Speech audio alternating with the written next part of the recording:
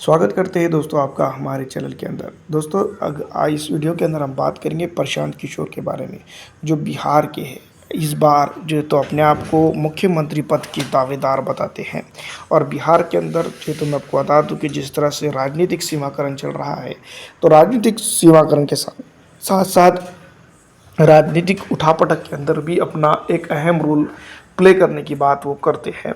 विधानसभा चुनाव की अगर हम बात करें तो मैं बता दूं कि जिस तरह से उनके स्टेटमेंट आते हैं विधानसभा चुनाव के रिलेटेड, वो काफ़ी सराहनीय भी हो सकते हैं और किसी न किसी तरीके से भारतीय जनता पार्टी के प्रेरित तौर पर जो तो इनके स्टेटमेंट समझे जा रहे हैं। दोस्तों मैं आपको बता दूं कि 2015 में अगर हमने जेडीयू की मदद नहीं की होती तो आज ये कहाँ होते। भाजपा ने रौंद कर ख़त्म कर दे दी, ऐसा ज्योति प्रकाश प्रशांत किशोर ने कहा है। और एक वक्त में अगर देखा जाए तो प्रशांत किशोर भारतीय जनता पार्टी के स्टार कैंपेनियर के तौर पर देखे गए थे, यानी कि उन्होंने जो है तो भारतीय जनता पार्टी को एक वक्त में काफ़ी मदद दी थी, जब जो है तो भारतीय जनता पार्टी 2014 के अंदर स्ट्रगल कर रही थी लोकसभा के अंदर अपने आप को ऊपर लाने के लिए। तो यहाँ पर हम बात ज़रूर कर सकते हैं कि जिस तरह से प्रशांत किशोर के जो स्टेटमेंट आते हैं, किसी न किसी तरीके से वो किसी न किसी लेवल पे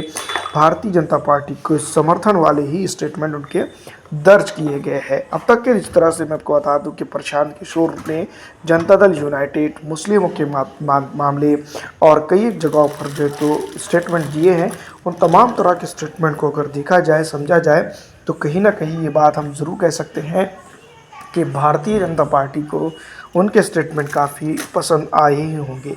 क्योंकि जिस तरह से मैं आपको बता दूं कि भारतीय जनता पार्टी इस तरह के स्टार कैंपेनर, या फिर यूँ भी कह सकते हैं कि सॉफ्ट भारतीय जनता पार्टी का कॉर्नर रखने वाले प्रशांत किशोर को जो इस्तेमाल करते हुए आ रही हैं, ये आगे चलकर भी हो सकता है।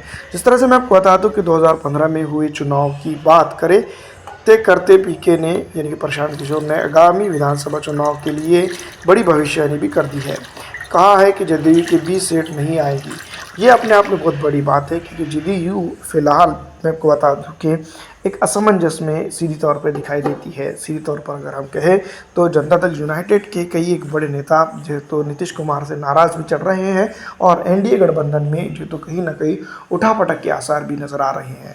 तो ऐसे हालात में जब जो तो प्रशांत किशोर एक तरह का स्टेटमेंट देते हैं, तो कहीं ना कहीं ये बात हम ज़रूर कह सकते हैं कि प्रशांत किशोर को लेकर जो है तो कोई भी भविष्यवाणी सही नहीं हो रही है। पिछली दफ़ा उन्होंने जिस तरह से भविष्यवाणी की है, ये पूरी तरह से उल्टी हो गई है। उन्होंने एक वक्त में भारतीय जनता पार्टी की हार की भी घोषणा कर दी थी, लेकिन वो गुजरात के अंदर जीती है। कहीं ना कहीं मैं आपको बता दूं कि ये एक राजनीतिक प्रेरित तौर पर जो स्टेटमेंट दिए जा रहे हैं, जिसको हम समझ सकते हैं। फिलहाल इस वीडियो में इतना ही।